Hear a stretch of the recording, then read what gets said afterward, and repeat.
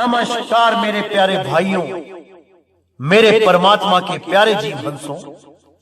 मैं बंदी छोड़ से यही अरदास करता हूं कि आप सब मेरे भाइयों का विवेक पहले से ज्यादा और ज्यादा से ज्यादा बढ़ता ही जाए और ऐसी कोई दुविधा ना रहे जो मेरे भाइयों के मन में 1% भी घर कर पाए।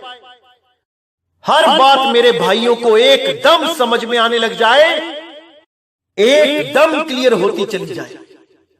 कोई भी भरमभूत, कोई भी प्रॉब्लम टिक ही ना पाए। मैं बस यही अरदास करता हूं।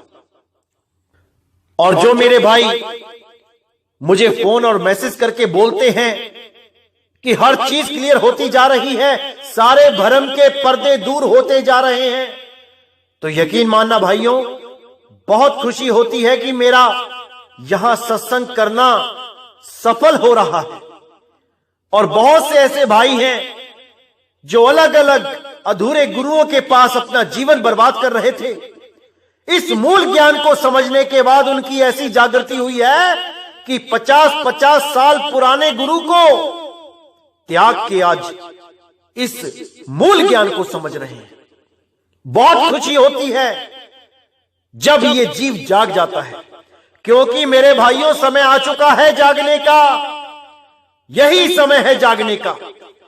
इसी समय के लिए सब संतों ने पूरी महिमा गाई थी कि एक ऐसा समय आएगा जब पूरे विश्व में सतनाम का डंका बजेगा, शब्द गुरु के नाम का डंका बजेगा। और वो यही समय है मेरे भाइयों। तो मैं हमेशा यही अरदास करूंगा उस मालिक से कि आप सब मेरे भाइयों को सत्य और असत्य में निर्णय करने की शक्ति, विवेक शक्ति वो मालिक बख्शता रहे और आपका पूरा विश्वास सत्य के साथ जुड़ा रहे, क्योंकि सत्य ही साहिब है, सत्य ही साहिब है। तो मेरे भाइयों, आज हम जो वाणी लेंगे बहुत इंपॉर्टेंट वाणी है, कबीर सागर से लेंगे। और उन लोगों के लिए ये वाणी लेंगे जो लोगों को ये कह के भ्रमित करते हैं कि शब्द बड़ा नहीं है, कबीर बड़ा है। यानी कबीर साहब की देह को कहते हैं कि कबीर बड़ा है, यानी कबीर पहले था, शब्द तो बाद में आया है। यानी पहले कबीर साहब थे और शब्द उन्होंने बोल के प्रकट किया। ये उन लोगों को भरमाते हैं जिनके पास अभी विवेक नहीं है। और जिसके पास विवेक नहीं है वो इन बातों को सुन के भ्रमित हो जाते हैं, जो शब्द गुरु की महिमा को ना जानकर उस देह गुरु की शरण में चले जाते हैं, जो अपने आप को कबीर घोषित करके बैठे हैं कि हम ही कबीर हैं, केवल इसलिए क्योंकि उनके पास शब्द का भेद नहीं है। ये लोग ये समझते हैं कि कबीर से पहले कुछ नहीं था, कि कबीर साहब ने ही शब्द का उच्चारण किया तो शब्द प्रकट हुआ। ये शब्द को 52 अक्षरी शब्द समझते हैं। अभी इनको नहीं पता कि कबीर साहब का मूल शब्द, जिसको सार शब्द कहते हैं, वो तब भी था जब किसी सतलोक, अलखलोक, अगमलोक की भी शुरुआत नहीं हुई थी, ना ही कोई देह धारण किया गया था, ना ही कबीर साहब ने कोई शरीर धारण किया था।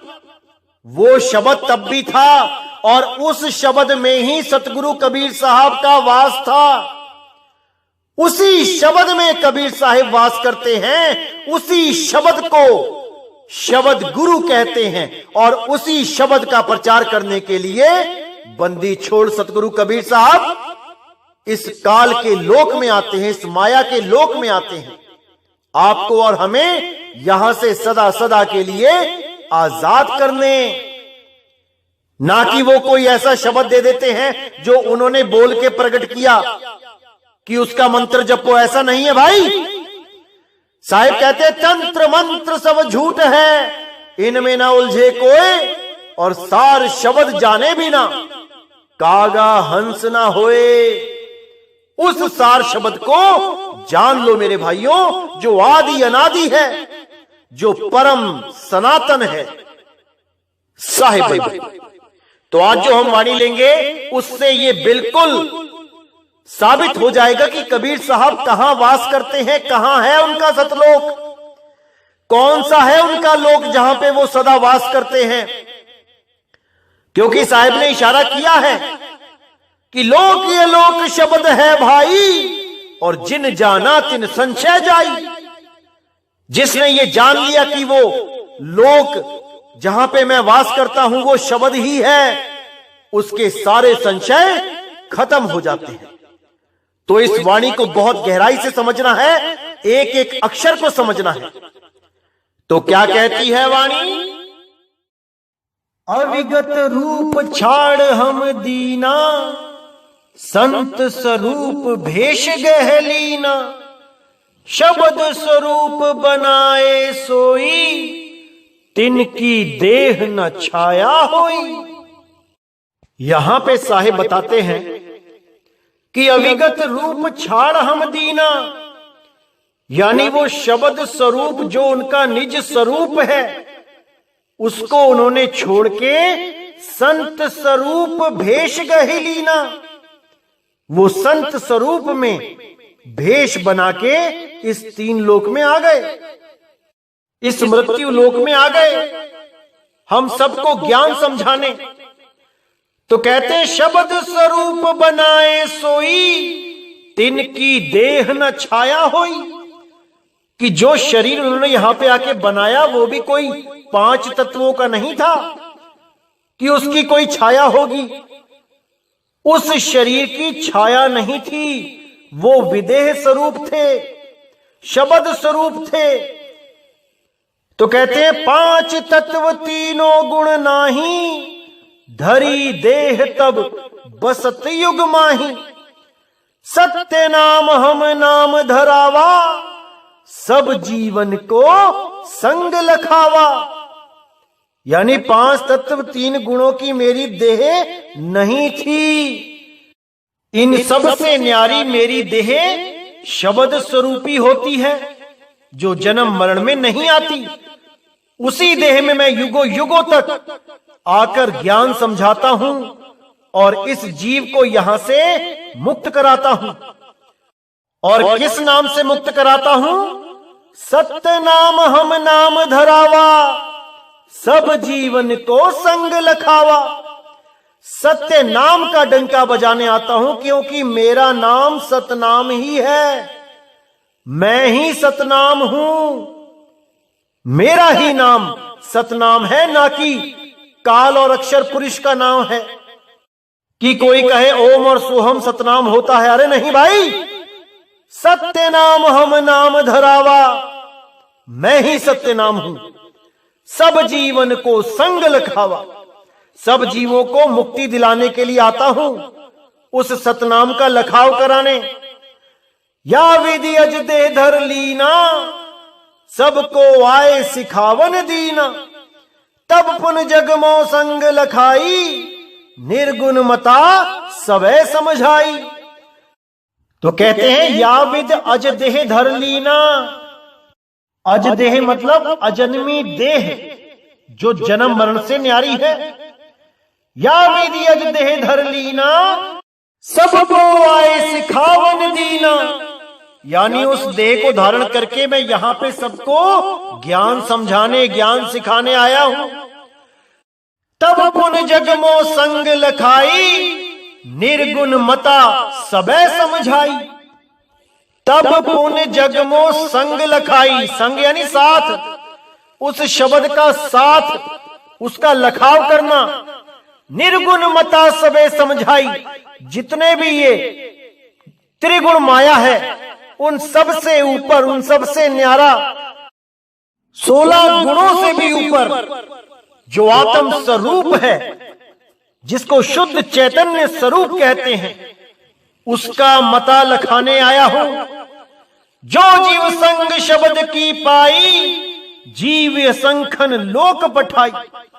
प्रथम ही सतयुग में जब आए, सत्य नाम तब नाम धराए।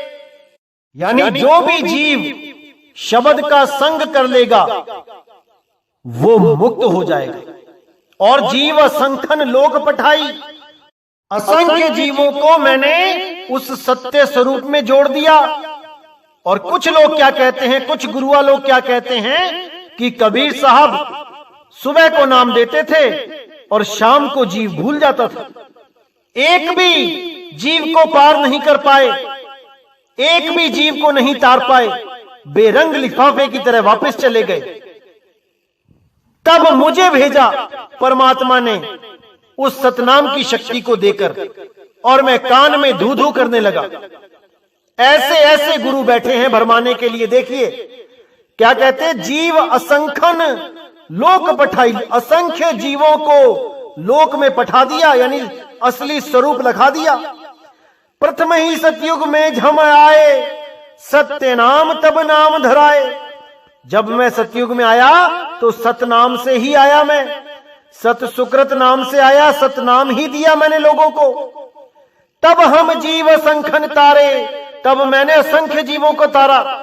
उसके बाद देखिए, त्रेता माही बहुर हमें आए, मुनि कह बोध मुनिंद्र कहाए। कोटिन जीव को संग लखाए, एतिक जीव को तब मुक्ताए। यानी करोड़ों जीवों को त्रेता में तार दिया। और कुछ गुरु क्या कहते हैं कि कबीर साहब तार ही नहीं पाए, सुबह को नाम देते थे, शाम को भूल जाता था जीव। ऐसा भ्रमित कर दिया इन लोगों ने कि क्या बताओ। तो यहां पे साहेब ने पूरा भेद खोला है कि लाखों करोड़ों जीवों को पार करा चुके हैं, लेकिन ये गुप्त भेद है। ये जितने भी अधूरे गुरु हैं, ये गलत इंफॉर्मेशन देके जीवों को भरमाते हैं कि कबीर साहब तो एक जीव भी नहीं ले जा पाए सतलोक तीनों युगों में, इसीलिए मुझे भेजा है कि अब मैं लेके जाऊंगा सबको। ऐसे भ्रमित करते हैं ये लोग। और शब्द के नाम पे क्या देते हैं ये, शिष्य को पास बुला के सिर पे हाथ रख के सतगुरु चरण कमल भवे नमः इतनी जल्दी बोल देते हैं कि पता ही नहीं लगता चेले को कि क्या बोल दिया महात्मा जी ने। और क्या बोलते हैं कि अंत समय में शब्द आएगा, धू धू करता हुआ आएगा और आपको ले जाएगा। ऐसा घोर अज्ञान पिला रखा है इन्होंने अपने शिष्यों को कि क्या बताऊं। इसीलिए साहिब ने बार बार बोला कि भाई गुरु को परख लो, गुरु को जान लो, कौन गुरु क्या दे रहा है समझ लो। और जो मेरी वाणी से मैच ना कर पाए उसको तत्काल त्याग दो। उसमें कोई पाप नहीं लगता, उसमें कोई गुरुद्रोह नहीं लगता। इसीलिए साहिब ने बोला, जब लग मिले नहीं शब्द वो साचा, तब लग गुरु करो 10 पांचा। अगर आप कोई देही गुरु धारण कर लेते हो तो इसका मतलब ये नहीं कि उसने बेड़ियां लगा दी आपके पैरों में। आप कभी भी कोई भी गुरु को बदल सकते हो, क्योंकि असली गुरु शब्द गुरु है, देह गुरु नहीं है। देह गुरु केवल एक मार्गदर्शक होता है। आपने किसी गुरु से नाम ले लिया, उसके मार्गदर्शन को स्वीकार कर लिया, कुछ दिनों के बाद पता लगा कि ये तो मार्गदर्शन सही ही नहीं है, ये तो मुझे गलत रास्ते पे ले जा रहे हैं। अरे तो बदल लो, इसमें कोई पाप नहीं लगता। हजारों गुरु बदले हैं लोगों ने, तुम भी एक बदल लो, कोई फर्क नहीं पड़ता। अगर हमारे पास भी आते हो और आपको लगता है कि इस पंथ में भी सत्य नहीं है तो इसको भी छोड़ जाओ, कोई नहीं रोकेगा आपको, क्योंकि आप अपनी इच्छा के, आप अपने फैसलों के खुद मालिक हो। आप खुद मालिक हो अपना फैसला लेने के लिए, आप सत्य को परखने के लिए आप स्वयं जिम्मेदार हो। जीव आपका है, कल्याण आपने ही करना है। सत्य को पहचानो, जहां पे भी सत्य लगे वहां पर टिक जाओ, और जहां सत्य ना लगे उसको तत्काल त्याग दो। भले वो हमारा ही गुरु क्यों ना हो, भले वो हमारा ही पंथ क्यों ना हो। क्योंकि मैंने पहले भी बोला है, सत्य किसी पंथ का गुलाम नहीं है। किसी भी पंथ में आपको सत्य मिलता है आप बेधड़क होके जाओ। जहां पर आपको सत्य मिल जाता है उसको ही सत्य गुरु स्वीकार करो, उसको ही सत साहिब स्वीकार करो। किसी भी व्यक्ति से आपको सत्य का बोध होता है वही सतगुरु है, वही सतगुरु है। इसीलिए साहिब ने बोला सतगुरु सोई सतनाम बतावे और बाकी गुरु कोई काम ना आवे। सतगुरु वो है जो आपको सतनाम का सही लखाव कर दे। अगर कोई सतनाम के नाम पे आपको भ्रमित करता है तो वो सतनाम नहीं दे रहा है, वो सतगुरु नहीं है, वो काल का ही दूत है। आपने उसको अच्छी तरह पहचान के उससे किनारा कर लेना है। अगर आपने जन्म मरण से बचना है तो अगर जन्म मरण में रहना है, केवल गुरु की पूजा करनी है, देही गुरु के लड़ लगना है तो लगे रहो, कोई मना नहीं करता। लेकिन साहिब कहते हैं देही को सतगुरु कहे, ये है धूधर ज्ञान और चार दागी आवे नहीं, वाको सतगुरु जान। अगर देही गुरु की पूजा करने से, देही गुरु से सेवा करने से आपको अगर मुक्ति मिलती है तो करते रहो, कोई मना नहीं कर रहा। लेकिन अगर शब्द गुरु की खोज करनी है, शब्द गुरु से मिलना है तो ऐसा भेदी गुरु ढूंढ लो जो उस सार शब्द की सही जानकारी रखता हो। नहीं तो जन्म मरण से कोई नहीं बचा सकता, कोई नहीं बचा सकता। और कुछ लोग आपको ऐसे भी मिलेंगे जो आपको बोलेंगे कि शब्द गुरु कुछ नहीं होता है। अरे शब्द तो बोला जाता है, शब्द तो पैदा किया जाता है बोल के। कबीर साहब ने भी शब्द को बोला है, कबीर साहब ने सार शब्द को बोल के बताया है। सार शब्द कबीर साहब के मुख से प्रकट हुआ है, बोला गया है। अरे नहीं भाई, सार शब्द कोई पैदा नहीं कर सकता। यहां तक कि कबीर साहब स्वयं उस सार शब्द में रहते हैं और सूरत के रूप में, नौतम सूरत के रूप में कबीर साहब इस दुनिया में आकर भ्रमण करते हैं, अपने जीवों को समझाते हैं, उद्धार करते हैं। लेकिन ये काल के दूत नहीं समझ सकते, ये शब्द को छोटा मानते हैं और कबीर जो देह है उसको बड़ा मानते हैं। जबकि कबीर साहब कहते हैं कि मेरा असली स्वरूप ही शब्द है, हम हैं शब्द, शब्द हम माही, हमसे भिन्न और कछु नहीं।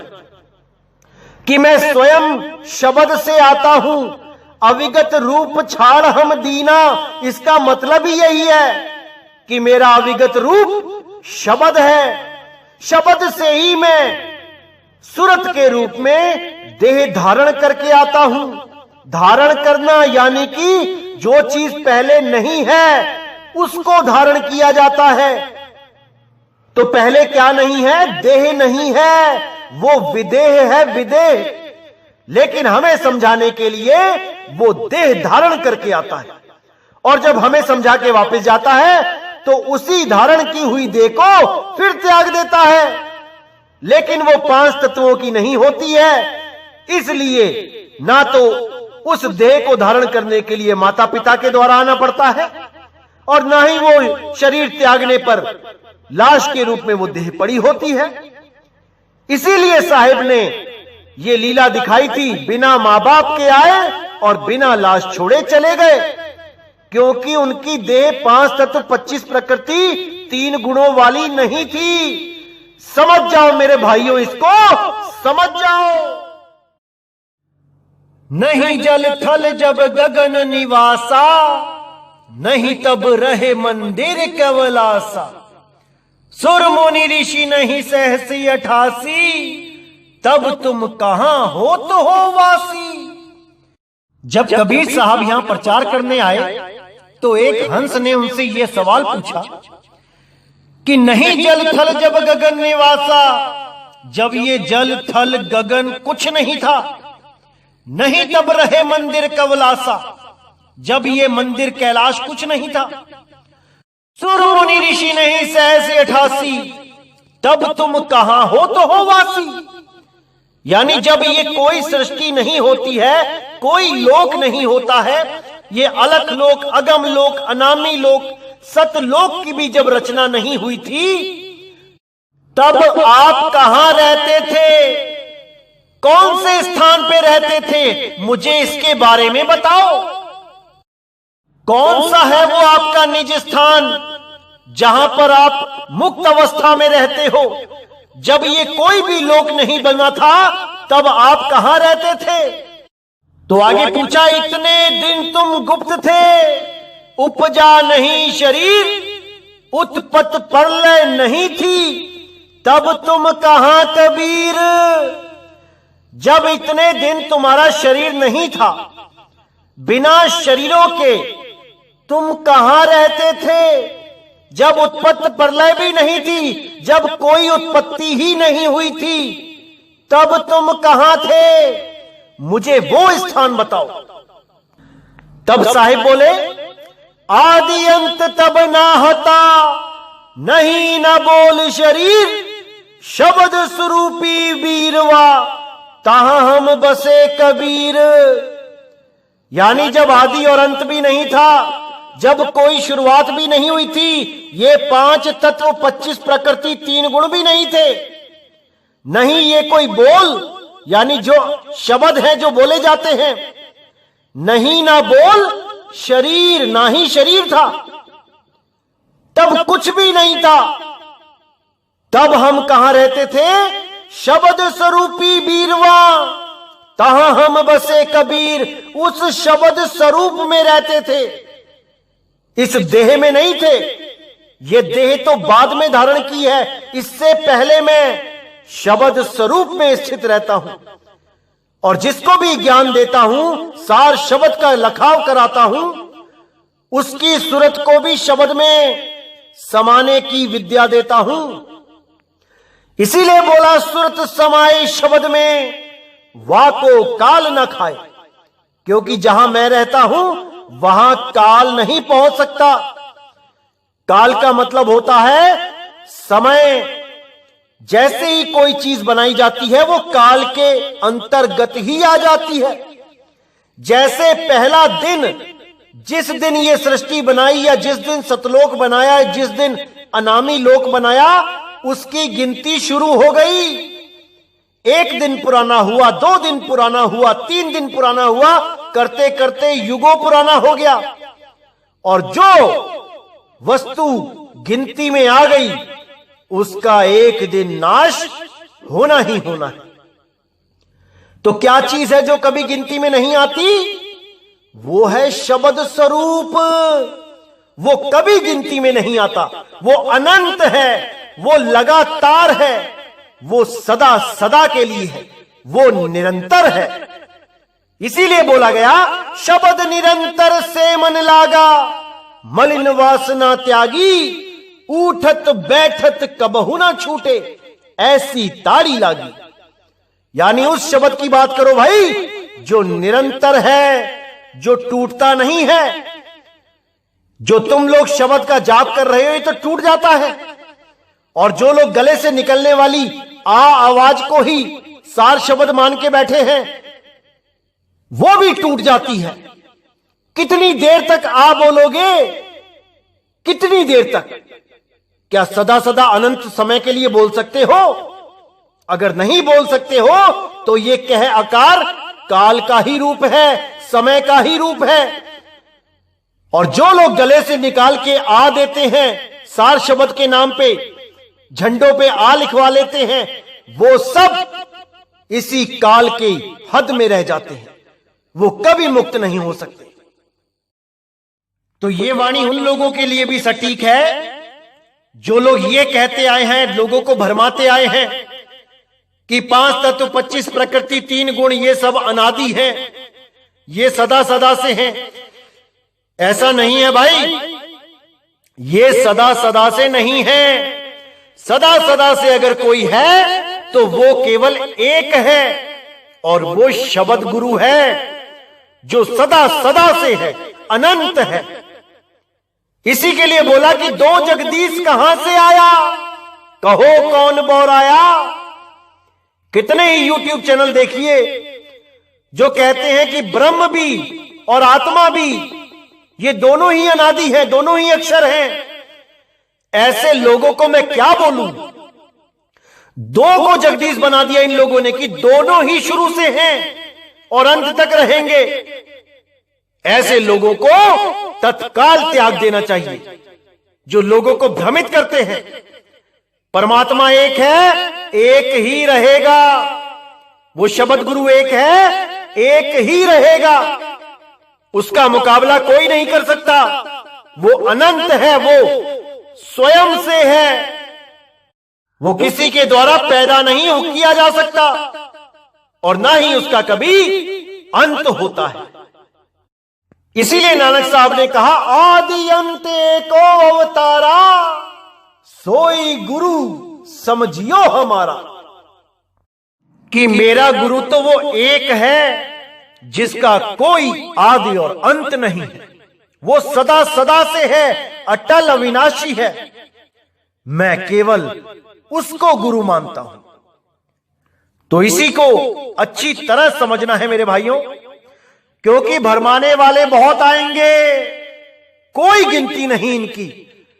लेकिन आपने विवेक को ऐसे जगा के रखना है कि कोई आपको लूट ना जाए। गली गली में बैठे हैं लूटने के लिए, लेकिन आपने जागते रहना है।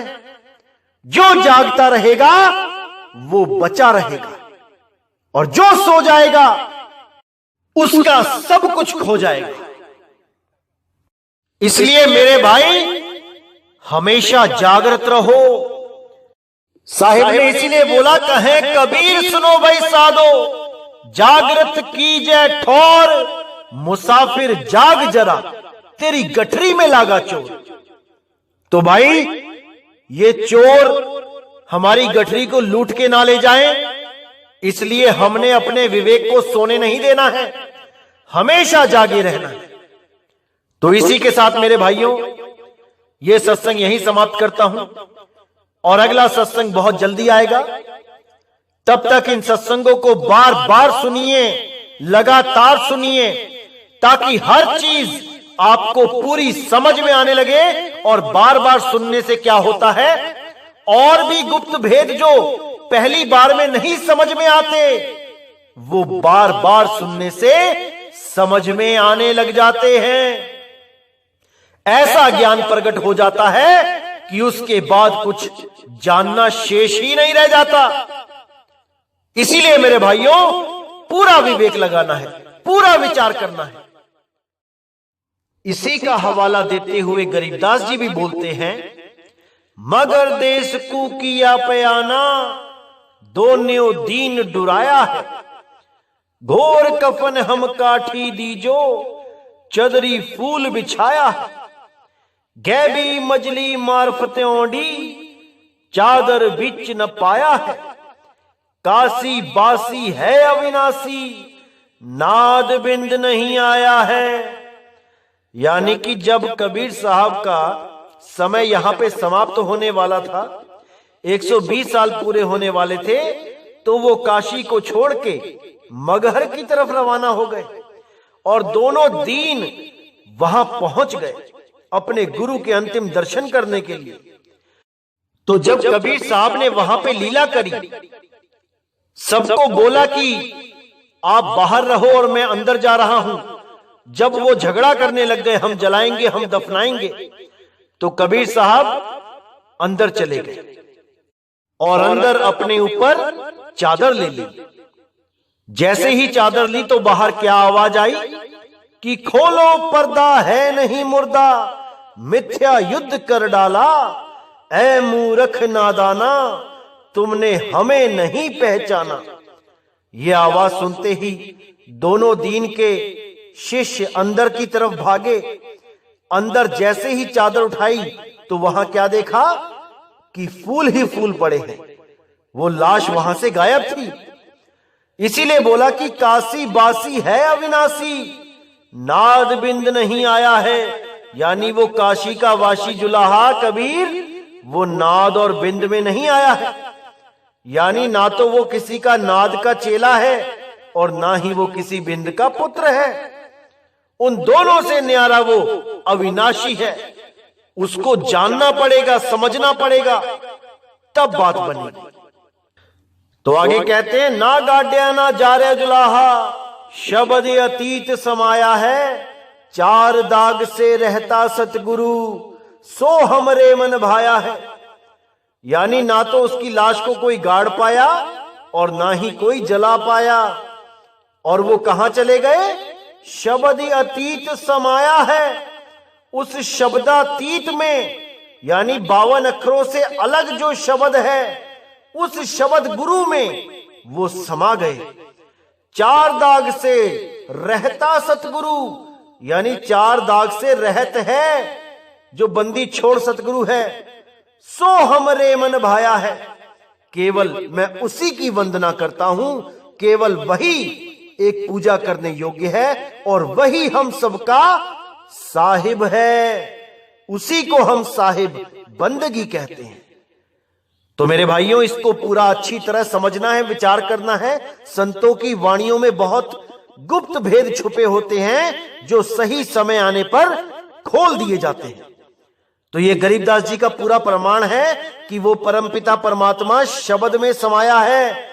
वो किसी सतलोक में जाके नहीं बैठ गया, किसी चारपाई के ऊपर या किसी सिंहासन के ऊपर। ऐसा कुछ नहीं है भाई। शब्द की साधना करो, शब्द से प्रेम करो, शब्द में समा जाओ। तो इसको पूरा विवेक लगा के समझना है। तो इसी के साथ मैं ये सत्संग समाप्त करता हूं और बहुत जल्दी अगला सत्संग आएगा और आपके सारे भ्रमों को दूर कर देगा। तो मुझे विदा करें। जय गुरु बंदी छोड़ बैराग साहिब, जय गुरु बंदी छोड़ साधु शरण साहिब, जय गुरु बंदी छोड़ बाबा नानक साहिब, बाबा रविदास जी, बाबा पलटू साहिब, बाबा धर्मदास जी, बाबा मलूक साहिब, मेरे सभी संत। जय जय सतगुरु बंदी छोड़ सतगुरु सत्य कबीर साहिब की सदा ही जय हो, सदा ही जय हो। मेरे मालिक की साहिब बंदगी सत ना।